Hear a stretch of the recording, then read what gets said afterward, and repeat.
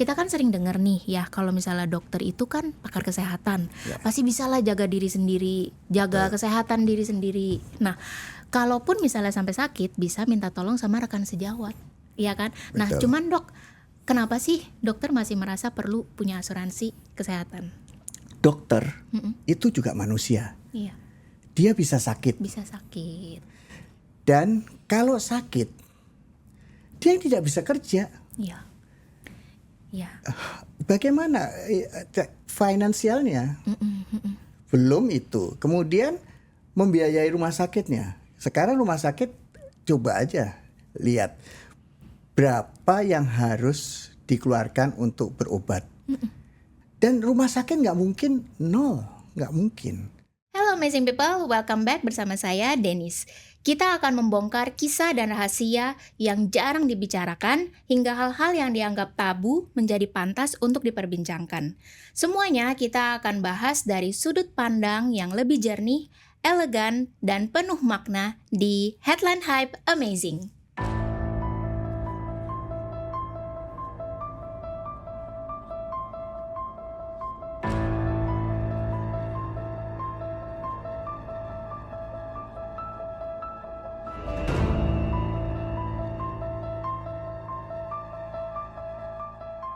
Sering kita dengar orang bilang, dokter kan ngerti kesehatan, pasti aman.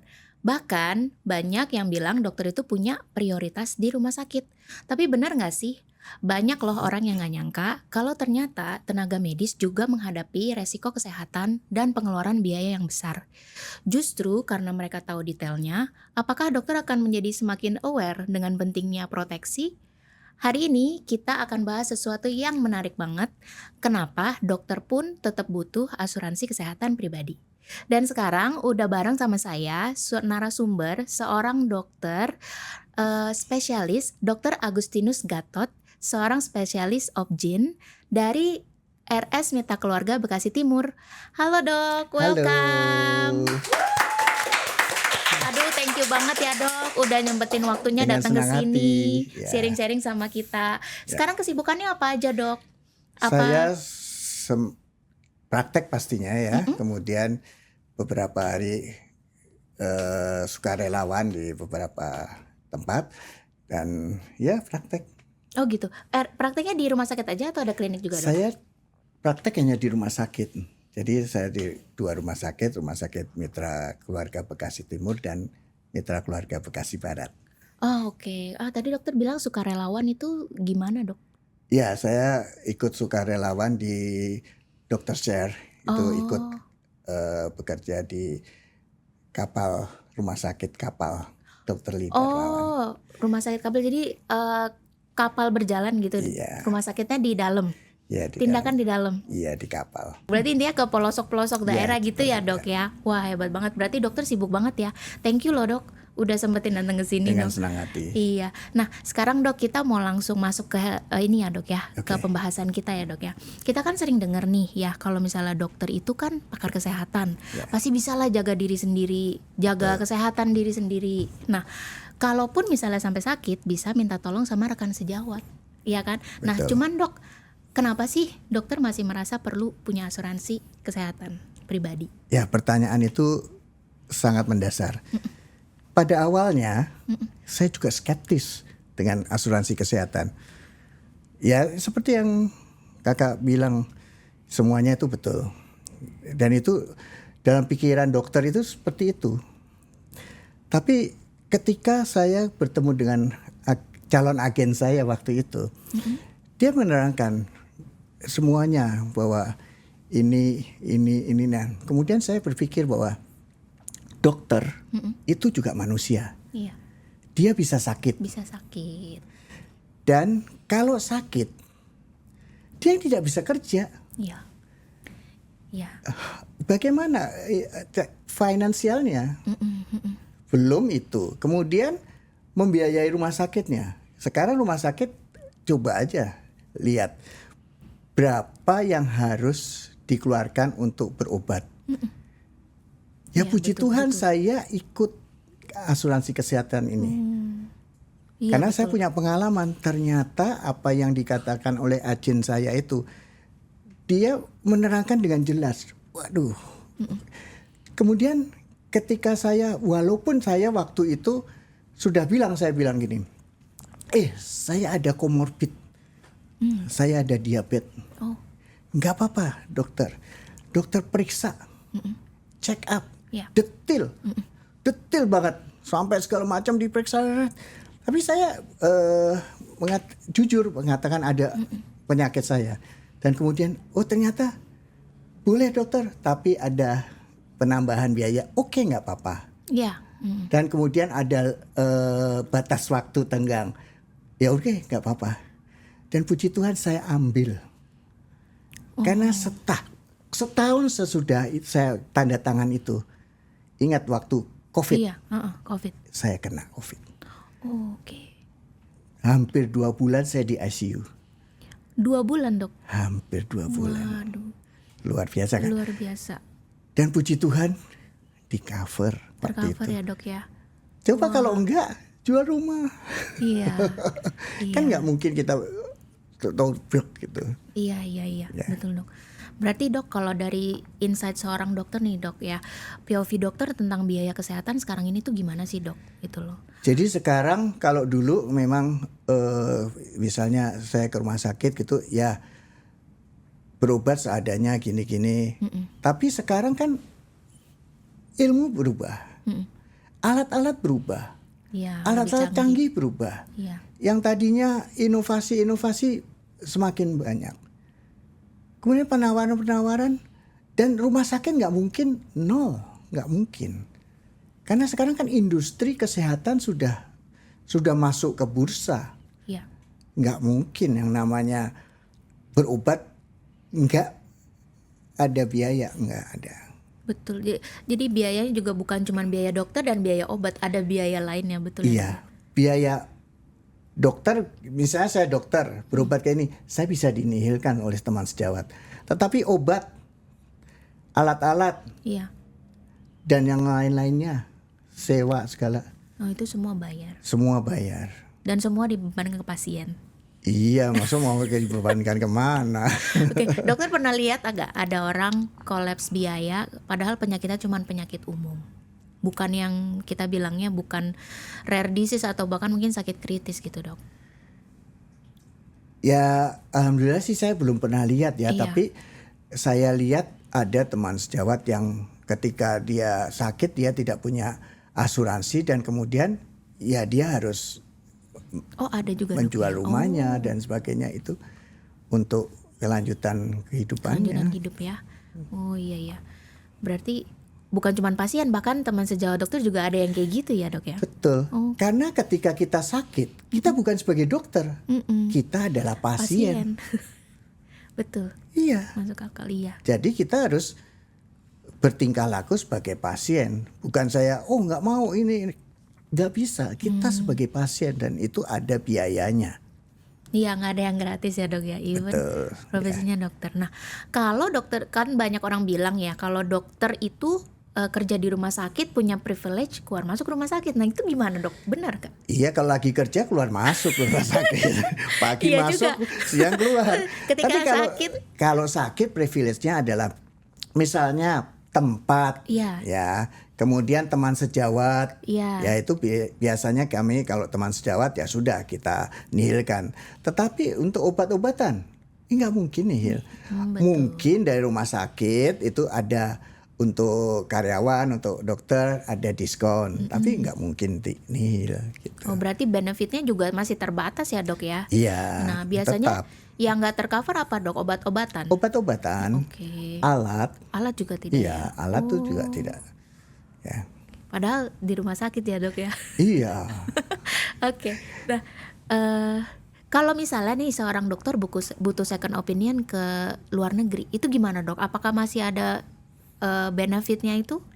Benefit dari profesi ya kita bilangnya gitu dok? Tetap Atau sudah di biaya luar? sendiri. Oh udah di Biaya luar ya, sendiri, iya. dianggapnya biaya sendiri. Iya, dari rumah sakit hanya menganjurkan kita perlu referral kemana. Ya itu dari biaya si sakit. Iya sih sakit. Iya betul. Iya, Jadi mau diambil ya keluar biaya sendiri. Kalau misalnya nggak nggak diambil diambil ya ya udah sudah di situ sampai situ. aja gitu. Iya, Oh ya oke. Nah dok, tadi kan dokter dari awal cerita pentingnya asuransi di pandangan dokter ya. ya. Nah kapan sih dok momen pertama dokter tuh menyadari oh kayaknya saya nih butuh gitu loh dok. Dari apakah baru beberapa tahun belakangan itu yang sebelum COVID atau emang udah lama? Sebelum COVID itu, Oh sebelum COVID itu ya saya dok. disadarkan oleh calon agen saya itu. Oh Dia datang, dokter, selamat iya. siang. Dokter, ini ada asuransi kesehatan, bagus. Tadinya saya juga jawab, saya ini ada comorbid, gini, gini, Iya. gini.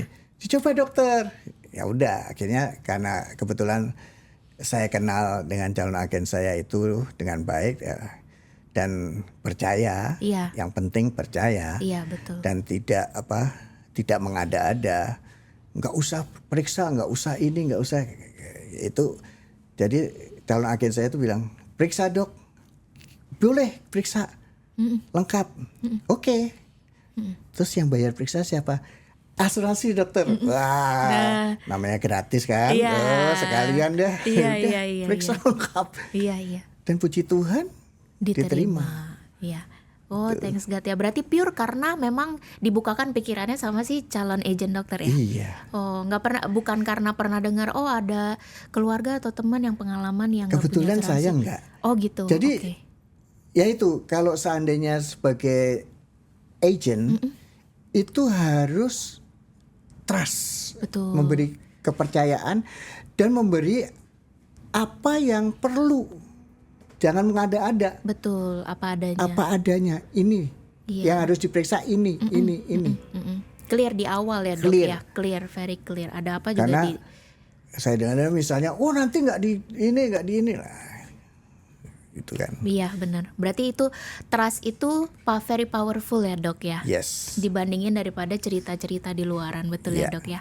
Oke dok. Nah tadi kan dengar udah sempet klaim ya dok ya. Iya. Boleh sharing dok waktu COVID itu dokter kenanya gimana, terus prosesnya gimana, layanan apa aja yang dokter terima gitu.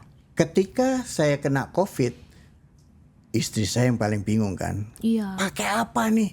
Terus saya bilang, aku punya black card. Wih. Istri saya kan juga tadinya kan orang yang paling skeptis dengan asuransi. Gitu. Bener pak, udah nih hubungin agent, bukan calon agent lagi, sudah Iya, agent. agent, Ya. iya. Hubungin nih, dengan sesek-sesek nafas gitu. Kemudian dia berhubungan dengan agent itu. Ya kemudian agent itu menerangkan, oh ya, tanya dulu gini. Oh ya di ini. Akhirnya ya udah tenang kan, udah katanya karena ini keputusan pemerintah atau apa waktu itu ditanggung. Waduh, Iya. puji Tuhan. Iya lega loh. Iya, betul, betul. Terutama istri saya. Iya. Jadi dia masalah pembayaran udah beres. Udah berhubungan dengan agent. Tanya. Kalau ada obat yang saya sekali suntik 10 ampul, satu ampulnya 5 juta, Oh ya. itu ya tanya kan. Gimana nih? Oh nggak apa-apa, dok, kalau seandainya memang itu diperlukan, ya tercover. Oh, Itu luar biasa. Jadi ketika itu dan saya merasa bahwa luar biasa sekali bahwa asuransi kesehatan itu harusnya walaupun kita punya asuransi kesehatan yang negara, Iya. tapi kalau kita mempunyai finansial yang cukup, Iya. tidak ada salahnya. Betul. Karena namanya sakit itu, siapa yang nyangka saya sakit COVID? Iya. Gak nyangka. Kita semua dapat. Saya pakai masker, pakai ini. Tahu nggak ketularannya di mana? Di mana dong? Tukang cukur. Ketika saya dicukur, Iya. Pak itu mau cukur ini nih. Oh, dilepas. dijambak, dicopot. Copot. Kena. Hah, Iya. siapa yang nyangka? Emang ya, iya COVID. Nah, sakit yang seperti itu yang kita nggak tahu. Tapi ya puji Tuhan ada asuransi Kesehatan. yang Iya. menanggung. Benar banget. Waktu itu gimana dok? Semuanya cashless atau ada yang reimburse? Waktu itu kebetulan rumah sakit minta untuk naruh dulu, terus ya udah, terus kita lapor ke Prudensial, Iya. semuanya diatur Prudensial. Akhirnya kita yang di ini ya dikembalikan, terus yang di ini di Semuanya jadi cashless dok. ya cashless. Cashless hitungannya. Oke. Nah, itu kan berarti dokter selama 2 bulan di ICU Iya. betul ya dok. Dan masa COVID itu kan setahu saya nggak boleh ada pendamping, nggak boleh ada yang jenguk. Nah itu waktu proses klaimnya tuh gimana dok? Apa semua ngurus sendiri atau didampingin sama agent dokter? Jadi itu istri saya yang menghubungi agent. Jadi agent harus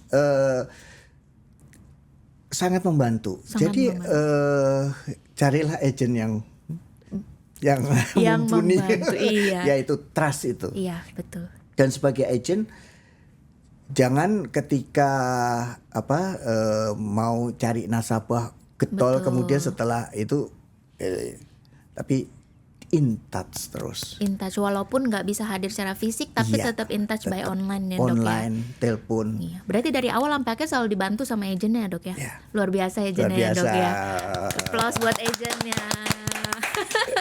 Oke. Nah dok, dari kacamata dokter, Ya. ya kan. Sekarang tren biaya kesehatan di Indonesia ke depannya dok, bakalan kayak gimana dok? Kalau dilihat trennya itu akan semakin meningkat. Nggak akan ada ibaratnya gini. Turun. Kalau sekarang kan inflasinya tinggi banget nih dok, nggak Ya. bisa lebih landai sedikit gitu dok? Selama pajak Iya. masih tinggi, itu susah. Karena semuanya kan dari luar negeri. Oh. Alat, bahan obat itu kan tinggi. Dan ada pengaruh pajak ya? Iya. Oh gitu. Jadi kalau seandainya dilihat dari tren sekarang, ya kemungkinan akan naik terus. Pajaknya itu maksudnya karena dari luar negeri ketika masuk ke sini kena Iya. pajak, makanya ketika biaya kita pakai jadi mahal. Iya. Oh gitu dok. Oh saya baru tahu kalau Ya, kalau karena di Indonesia semua yang masuk Indonesia kan ada pajaknya. iya. Walaupun itu untuk medis ya. Sampai sekarang belum ada pembebasan 0% untuk medis pun. Oh gitu. Masih. Iya. Semoga kita mengharapkan perbaikan Mudah-mudahan kemajuan ya dok kemajuan ya. itu Iya. kalau seandainya itu ya mungkin kita bisa bersaing dengan negara-negara tetangga. Tapi apa ada negara tetangga yang untuk biaya medis ini pajak itu lebih rendah mungkin? Nggak dihilangin deh, lebih rendah gitu. Yang saya dengar malah 0 Oh ada? ada. Ada ya dok ya? Ya. Oh ya udah kalau gitu kita berharap aja Indonesia bisa ke situ ya Mudah-mudahan, dok. ya. Ya supaya inflasinya nggak terlalu tinggi. Betul, ya dok ya kan, karena dengan inflasi tinggi juga premi asuransi akan mengikuti ya dok ya. Iya. Hanya memang kemajuan dari teknologi kesehatan itu juga mempengaruhi. Iya. Jadi yang non invasif, terus dengan computerized, nah Yes. itu yang biayanya akan meningkat. Pasti ya. Iya. Oh I see. Dan pasti asuransi akan menyesuaikan. Oke. Nah, kalau misalnya untuk gaya hidup, Dok, boleh nih boleh dapat insight dikit dari dokter ya. Untuk gaya hidup yang bikin resiko penyakit seseorang makin tinggi tuh kayak gimana sih, Dok? Makan. Makanan. Itu adalah sumber dari penyakit. Jadi kalau kita bisa mengatur makanan kita dan olahraga, nah itu akan mengurangi. Masalahnya sekarang pekerjaan kebanyakan duduk Iya. depan komputer, Iya. gerak kurang. Iya. Nah itu yang akan meningkatkan. Iya. Saya lihat pada berdiri. Oke. Iya. Tapi gini, Dok, kalau ngomong makanan ya. Makanan itu kan kalau sekarang kita bilang yang organik, katanya organik juga pakai obat-obatan gitu dok. Ya. Jadi agak bingung ya. Jadi makanan kayak gimana ya dok yang mesti dikonsumsi lebih banyak gitu? Ya makanan yang terang kalau mau betul-betul sehat yang raw material. Raw food ya kita Raw bilang food. real food Iya, real ya. food. Jadi kayak ubi aja, Iya. kentang aja, jangan digoreng Iya, tepung gitu ya dok. iya. Pisang aja gitu ya. Iya. Tapi bisa nggak? Iya, itu dia. Jadi kompromi aja. Iya. Dengan begitu makanan kita perbaikin dengan olahraga, dengan gerak, dengan Iya. itu. Nah itu.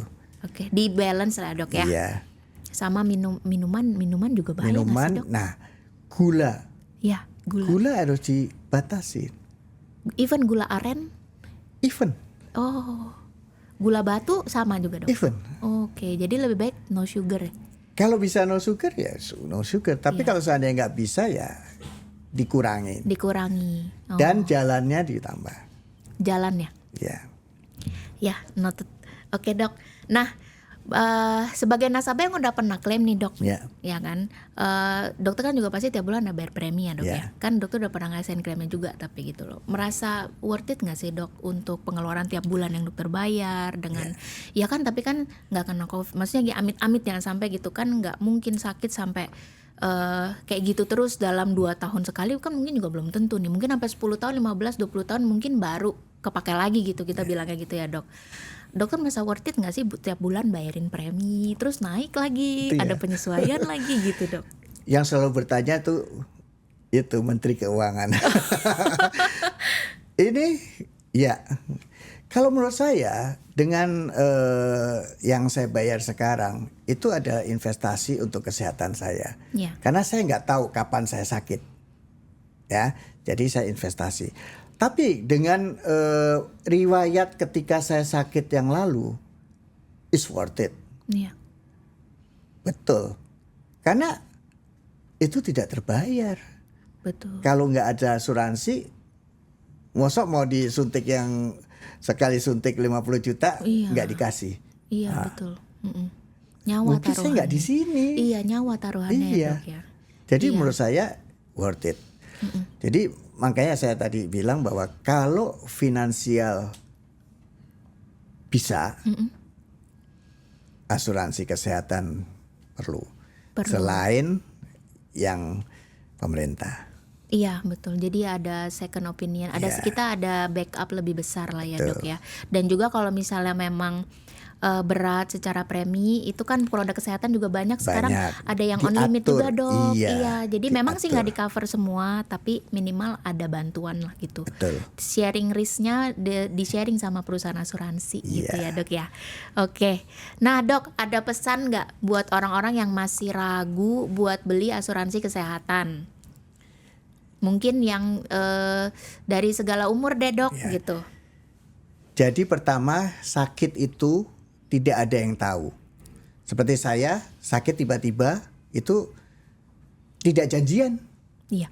Ya, jadi kalau mampu, is better ambil asuransi kesehatan. Tergantung dari kemampuan kalian. Iya. Jadi jangan lupa asuransi kesehatan worth it. Memang negara memberi asuransi kesehatan, tetapi kalau Anda lebih mau meluangkan uang Anda untuk investasi kesehatan, itu perlu. Karena sakit tidak memandang usia, tidak memandang gender, kapan saja datang. Iya. Belum butuh bukan berarti nggak butuh ya dok ya. Betul.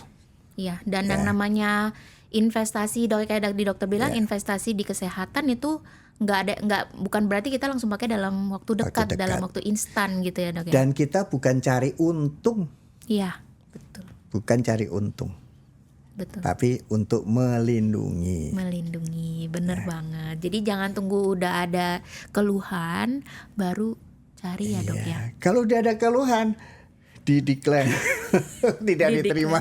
Iya. Semumpung betul. masih sehat, ambillah asuransi kesehatan. Nah kalau menurut dokter apa peran agen asuransi yang ideal?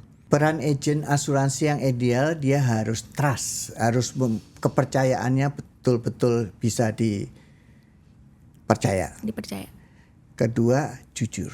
Iya. Mengungkapkan, bukan disimpan-simpan yang Iya. itulah itu ya. Harus, dok ini. Oh gitu ya. Jadi betul dikasih tahu, jujur. Itu akan meningkatkan kepercayaan. Itu dulu. Kemudian in touch. In touch, Jangan follow up-nya. Wow, Betul ya. itu yang penting ya. Iya, Bisa bisa dipercaya, dipercaya, jujur, jujur, in touch. in touch. Oke, luar biasa. Thank you ya dok ya. Luar biasa banget, sharingnya sangat menginspirasi. Masukannya buat para agent juga bagus banget. Ya, thank you dokter. Nah teman-teman, dari pengalaman dokter tadi kita belajar bahwa sehat itu emang mahal. Dan rasa tenang karena dilindungi itu nggak ternilai. Nah buat kamu yang lagi dengerin obrolan kita, semoga ini jadi pengingat buat mulai mikir soal perlindungan diri apapun profesi kamu. Jangan lupa, asuransi itu bukan buat yang takut, tapi buat yang bijak. Sampai jumpa di episode berikutnya. Tetap sehat, tetap semangat, dan selamat Natal buat teman-teman yang merayakan. Dan Happy New Year! See you next year!